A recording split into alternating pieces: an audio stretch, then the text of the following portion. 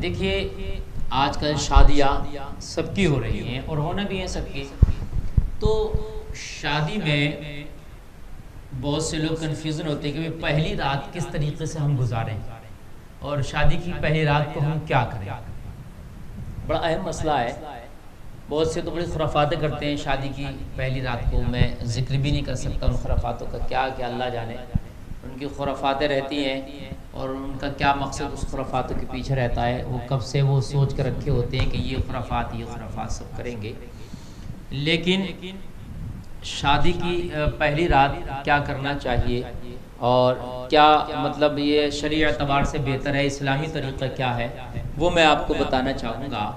کہ جب شادی ہو اور شادی ہو کر کے دلہن ودا ہو کر کے اپنے گھر آئے، تو اب جب رات کو پہلی رات جب آتی ہے اور لڑکا اور لڑکی یعنی میاں بیوی، شوہر اور بیوی جب دونوں سے ایک دوسرے سے ملاقات کرتے ہیں تو اس کا کیا طریقہ ہونا چاہیے اور اس کو کیا کرنا چاہیے، یہ سارے معاملات ہیں جو میں آپ کے گوش گزار کروں گا. اور یہ بہت اہم ہے.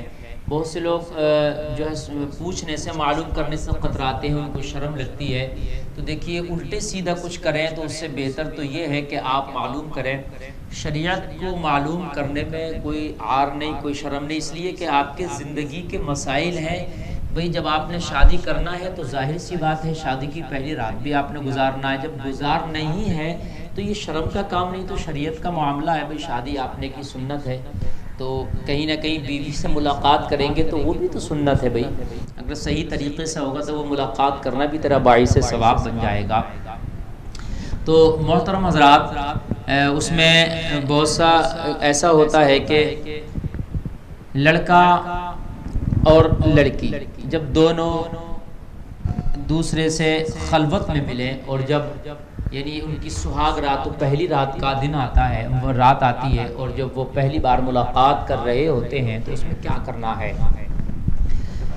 دونوں کو چاہیے کہ وضو کریں اور باوضو ہو کر کے جو ہے وہ اپنے کمرے میں لڑکا آئے اپنی دلہن سے ملاقات کرنے کے لیے، اپنی بیوی سے ملاقات کے لیے. بیوی کو بھی چاہیے کہ وضو کریں دونوں، اور وضو کرنے کے بعد شکرانے کے طور پر دونوں دو رکعت نماز نفل ادا کریں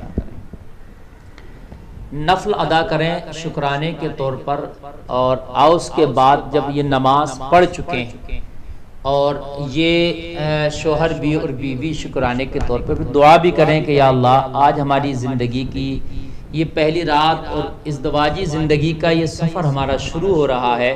ہمارے ملاقات سے پیدا ہونے والی جو اولاد ہے وہ ہمیں اولاد صالح عطا فرما اور نیک اولاد عطا فرما. اس کی دعا بھی ابھی ہو جانا چاہیے. اس کے بعد پھر کیا ہے کہ شوہر اپنی بیوی سے ملاقات یعنی ہم بستری کرے.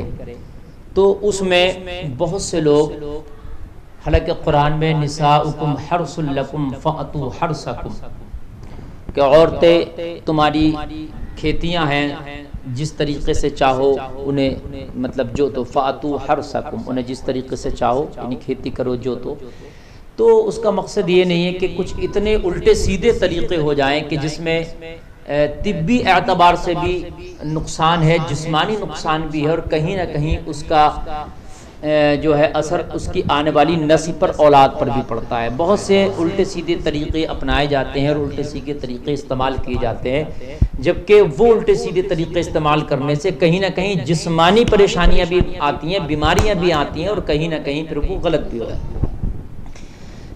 سب سے پہلے تو یہ ہے کہ اتنا اجالا نہ ہونا چاہیے کہ بہت زیادہ اجالا ہو جس سے کہ مطلب یہ ہے کہ ایک دم جو ہے شرم محسوس ہو.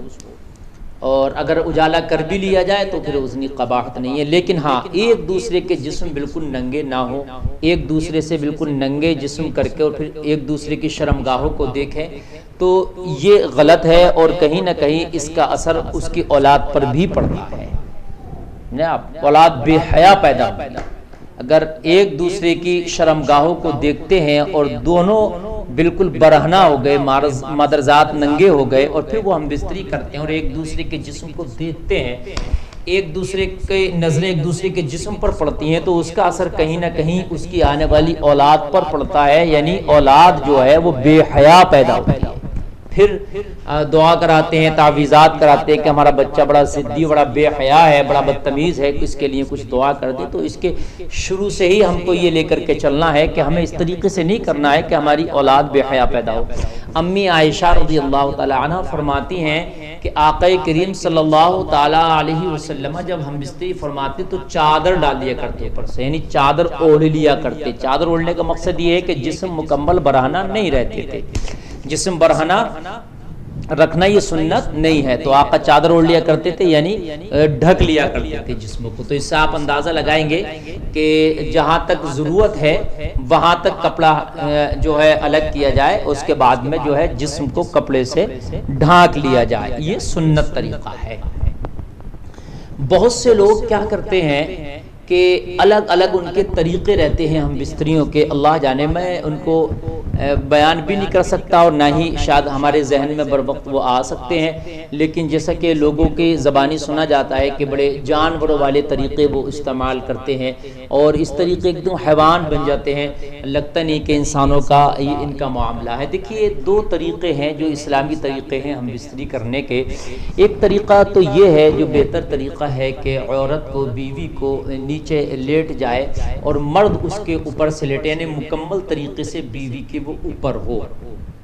ایک طریقہ تو یہ ہے، اور ایک طریقہ یہ اسلامی طریقہ ہے بیٹھ کر اور بیوی بھی بیٹھ کر جو ہے سامنے سے دونوں ایک دوسرے سے ملاقات کریں۔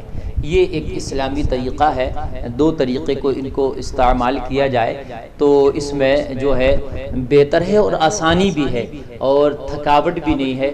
نہیں تو بہت سے مشکل طریقے ہیں، پھر اس سے کیا ہے جسمانی ایک عجیب طریقے کی تھکاوٹ بھی ہوتی ہے اور پھر کہیں نہ کہیں جسمانی بیماریوں میں بھی انسان مبتلا ہو جاتا ہے۔ اچھا، اگر پہلی رات اگر شادی ہو کر کے بیوی آئی اور آنے کے بعد میں وہ ہم بستری کر رہے ہیں تو یہ دیکھیں اگر بیوی کو اس وقت پیریڈ چل رہا ہے، یعنی حیض کی حالت میں ہے، تو پھر اس سے ہم بستری نہ کریں، اس لیے کہ حیض کی حالت میں ہم بستری کرنا منع ہے، اور ایسی حالت میں ہم بستری کرنے سے شوہر اور بیوی دونوں جو ہے بیماری میں مبتلا ہونے کا خطرہ ہے، دونوں بیماری میں مبتلا ہو جائیں گے۔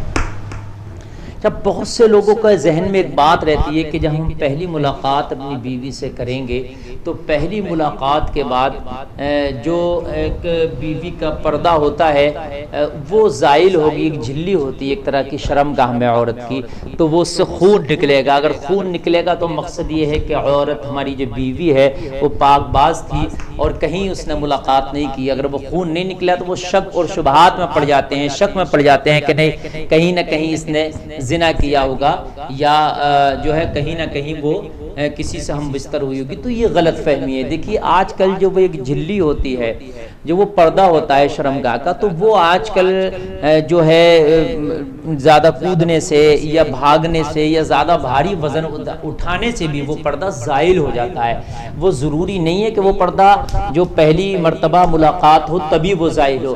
دیکھیے پہلے اہل عرب کی عورتیں کھجور کھاتی تھی، وہ بہت مضبوط ہوتی تھی تو ان کا پردہ بھی بہت مضبوط ہوتا تھا، تو کبھی کبھی تو ایسا ہوتا تھا کہ وہ ہم بستری سے بھی زائل نہیں ہوتا تھا، اس کو باضابطہ طور سے زائل کیا جاتا تھا، اس کو توڑا جاتا تھا۔